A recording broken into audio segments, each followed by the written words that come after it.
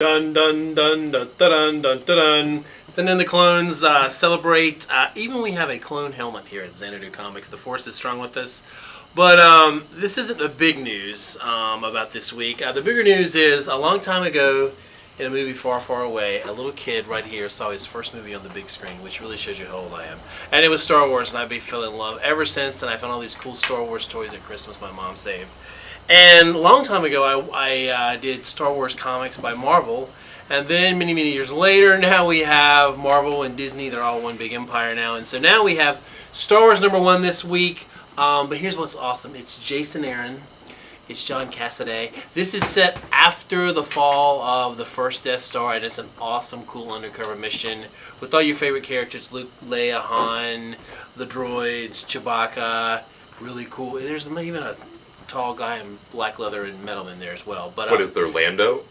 Lando's on the way, I have a feeling. Yeah, there better be the all Lando issue. But there may not be a Jackson the Giant Green Alien Bunny guy from the originals, if you remember that. Or Crimson, there's some kind of Crimson Pirate dude. He was kind of a bad... Anyway, this is all new. It's all stars. This is the first of several comics. And next month is Kieran Gillen's doing Darth Vader. And then in March, you got Terry Dodson and Mark Waid doing a Princess Leia book. So, but yeah, Jason Aaron, this is really cool. It captures the spirit. I thought it was really cool. So Star Wars #1. And you may believe it or not, there are many, many variants. We got really? I hadn't heard anything about that. May the variants be with you. So many covers. So many covers. And I've got something educational here for the children. We don't want to hear about it if it's educational. What? But it has violence. Oh, then by all means, sir, continue. See, there you go. There you go. Deadpool is here to teach the children all about the magic of gracking. Yes, gracking. What's that you say? Not fracking. No, totally. No, not fracking? Because this is the Marvel Universe. This is rock song. Oh, yeah. I mean, Roxxon can't do fracking. I'm pretty sure Exxon has, like, a counter or copyright on that. But they can produce amazing educational material to teach the children all about what they're doing to the environment. This issue, which features kind of oddball coloring, it's got the whole crayon thing going on here, shades of the old Next Wave crayon butchery variant. Right. It's a Deadpool. But Dario Agger, the Minotaur, CEO of Roxxon from Jason Aaron's Thor series, is here being fought by Deadpool, and also special guest stars Sarah Silverman, Jason Latour, and Jason Aaron. Oh. One of these people does not make it out of the issue alive. It reminds me when they killed Ed Brubaker. Or when they killed Jason Aaron. And Ed Brubaker couldn't remember that Jason Aaron wasn't the coffee guy, that he was actually a writer. And he wore the Eisner around the thing like a bling, and he would just show it to me like, get me coffee, get me coffee. It was brilliant. From Vertigo this week, yes, Fables is ending. I know, I can hear the cries from out there in video land. But there's a new series based on the wildly popular video game that was, of course, based on the comic book. It worked for Marvel, so Vertigo's going to do it. Wolf Among Us, Matthew Sturgis, and a whole host of people working on this thing. Colors by Lee Lutheridge, got Sean McManus, Steve Sadowski, and this dude named Justice. And they had some actual legit cartoonists for that. But yeah, I mean, this video game is highly, highly popular. And if you like Big B Wolf, and you want to know more about the Big Bad Wolf, well, this is what you got. And if you want more Fables, well, this is your only choice. My next pick is S.H.I.E.L.D. #2, and one of the great things that writer Mark Waid said about this new series is it's kind of like Agents of S.H.I.E.L.D., the TV show, but with an unlimited budget and all kinds of guest stars. Hans Luke is on the cover of the great breakout superstar Ms. Marvel is this week's guest star when Agent Simmons of the Fitzsimmons group goes undercover at a high school to cover a big conspiracy and has to team up with Kamala Khan. Really cool. Humberto Ramos is the guest artist. Oh, really? Yeah, that's look at that. Funky, man. Look at this. It's awesome. See, you can look at it yourself. But, cool. Your school cafeteria will never be the same. You see what goes on with when Simmons and Kamala Khan take on in S.H.I.E.L.D. #2 this week. Alright, I've got another team-up book here. This one from Dark Horse and Dynamite. They've, Dynamite's been doing a lot of team-up stuff here lately. Yeah. But this is from Gail Simone, Jim Zub, Dan Panosian and Dave Stewart, Conan Red Sonja.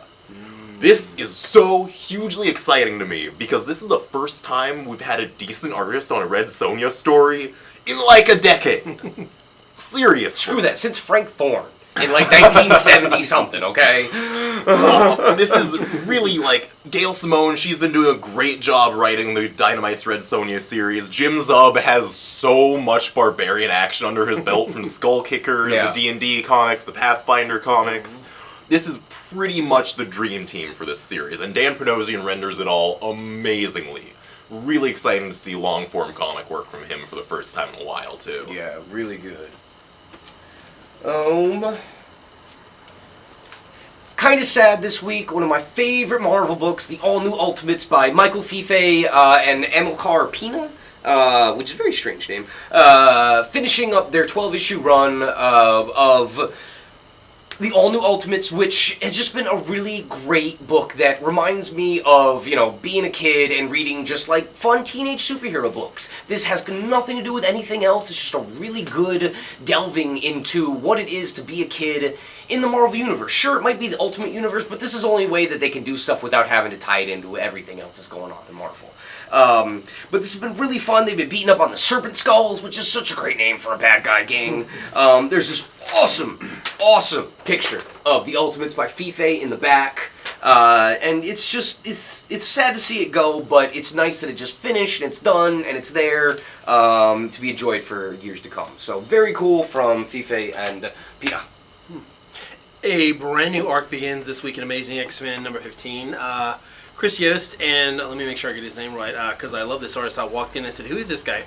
Jorge Fornes? Anyway, he's awesome. The big story in it's a brand new arc, 4-part story. So, as you know, for years, Cain Marko was the Juggernaut. And then during the whole Fear itself, he got kind of cast out when he hooked up with the Asgardian god of Fear. And Colossus, big, bad, cool guy that he is, good heart with a good heart, he kind of sacrificed himself, became the new Juggernaut so he could beat the old Juggernaut who is now superpowered. Anyway, but then Magic cast him out. It was really awesome. When he was the Colossal Juggernaut and he beat up Red Hulk and AVX. Come on. I just got really excited. But anyway, so the gem has been lost. The gem has fallen back to Earth. Colossus can feel its power. He's hanging with the X-Men again. Storm doesn't trust him. Nobody trusts him. They're gonna go investigate. Which, you know, in this unit, it's Storm, it's North Star, it's Nightcrawler, it's Firestar. And one thing that I love that Chris Yost does that doesn't happen enough is you get to some of the younger kids, some of the students, some of the kind of like I call them the lost and forgotten X-Men kids. But they kind of have moments in here. There's a great funny thing with Pixie trying to learn a new spell. It's just hilarious, and of course they're feeling the pull. But here's the thing: is Cain Marko's going to be back? Who's going to be the new Juggernaut? Will it be Cain Marko? Will it be Colossus? Will it be somebody else? And one more thing: here's the thing.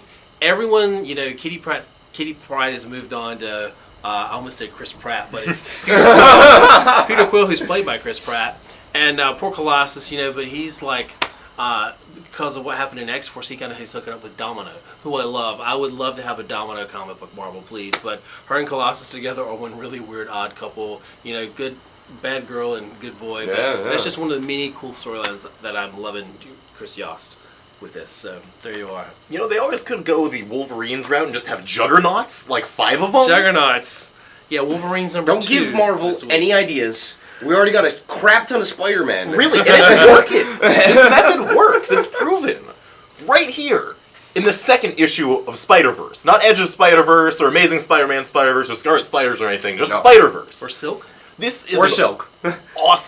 awesome anthology series featuring, like, honestly, the entirety of Spider-Verse has been kind of awesome in general. True. But this issue in particular, you've got David LaFuente with Catherine Immonen, you've got Chris Anka on a one-page story, you've got Ty Templeton doing a nice little funny story in the back about what happens when Spider-Man run out of web fluid in the midst of a big battle. And then, you have got, I know I said the most important Spider-Man story happened last week. We lied. Japanese totally Spider-Man showing up. But no, you have got the backstory of the punk Spider-Man drawn by Sheldon Vella, with the best last page reveal I have seen in so long. Like, the most well executed. It's It's Punk amazing. Spider-Man wasn't cool enough before he took off his mask. Like, it just, man. Morgan's in love. New favorite Spidey. That's not mint anymore. Speaking of things that I loved as a child, Mortal Kombat! Hell, I still love Mortal Kombat. Cue the Let's really be bad real. techno music. We know that you went and saw the movie. I snuck out with a friend and went to see it because my mom wouldn't let me see it. She wouldn't let me play it. I would go to the arcade and I would like try and play it, and then you sit there and you're like, oh, I'm gonna play it. And then the older kids come and they just beat your ass and you're like, oh. They pull a fatality I know, on it's you, really and you sad. just cry for like a solid week. But Mortal Kombat X, picking up how many years off the last video game? 15 years since the years. end of most recent Mortal Kombat. Dexter Soy doing the art, and Sean Kittleston, who I do not know. But Dexter Soy turns in some really big, burly guys. You got a Sub-Zero cover and a Scorpion cover. Obviously, you picked the Sub-Zero cover. It's cool. Wrong. I hear that. Wrong. But it's got Scorpion backstory. It's got eyeballs that go which ways. It's got brains that go that way. This is awesome. If you need some serious uber cool violence from very thick, large people, and there isn't a Street Fighter comic this week, that's Mortal Kombat for you. Wow. I don't know how I follow it up with, but there is a different kind of combat this week in Grayson number 6. This is the big battle they've been building up to since issue 1. Dick Grayson versus the Midnighter. Dude, there's no way that he can win. Exactly. The Midnighter has been enhanced, and he can counter anybody's move. And so, if you just in case you haven't caught on, Dick Grayson, they kind of gave him a whole new role. It's really cool. He's not just Robin or Nightwing. He's just simply Dick Grayson. He is an undercover super spy, teamed up with Helena Bertinelli, who's not the Huntress in the New 52. But they're in this, not yet. What? But they're in this weird, crazy spy agency called S.H.I.E.L.D. that was created in Batman Incorporated, and there's this big conspiracy against the superheroes, and he's kind of doing that. And it is a freaky. It's like the British Avengers, if those of you are old enough to remember that. It's like Steranko's S.H.I.E.L.D. It's like The Prisoner. It's all kinds of cool psychedelic stuff going on in here. Well, they've been working on opposite sides, and it's all building up to a big battle between Dick Grayson and the Midnighter. Of course, how can it happen when Midnighter's programmed to counter everyone's move and learn everyone's fighting style? And it's an awesome battle, and the creative team on this is really, really cool. So get your spy on this week with Dick Grayson. Right, and I'm jumping back to Marvel here, because what else do I ever talk about these days? The newest issue of Avengers, issue number 40, leading up to Secret Wars, is out today. Jonathan Hickman, Stefano Caselli, and the death of a major Marvel character. One that surprisingly wasn't in every single newspaper yesterday, or a week in advance. Really took me by surprise when I saw this. It's kind of been building up to this the entire Avengers run, but the execution here, it is a heavy execution. Wow. I didn't even do that on purpose. Howard's rubbing off on you. That's what it is. And my last pick of the week, Stray Bullets. That's right. I talk about it every time it comes out. You know why? Because you people aren't buying it. This is the 6th trade, and for those of you who have the others, they look the same. They will look the same on your shelf. If you're anal like me and you need it to look the same, it will be the same. David Lapham understands that he kind of shafted us years ago and just really gave us the finger for 10 years. But now he's back. Not only did he finish those Stray Bullets, which is all collected in one big book, this is the new arc, 8 issues. New arc starts in about 2 weeks. This one you can start at number 6. You don't have to read any of the others.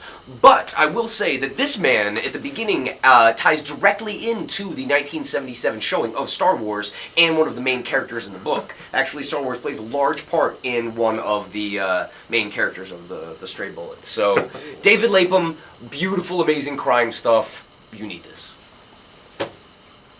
My final pick of the week is Lazarus number 14. It's been too long. I don't know what happened, but I'm glad you're back.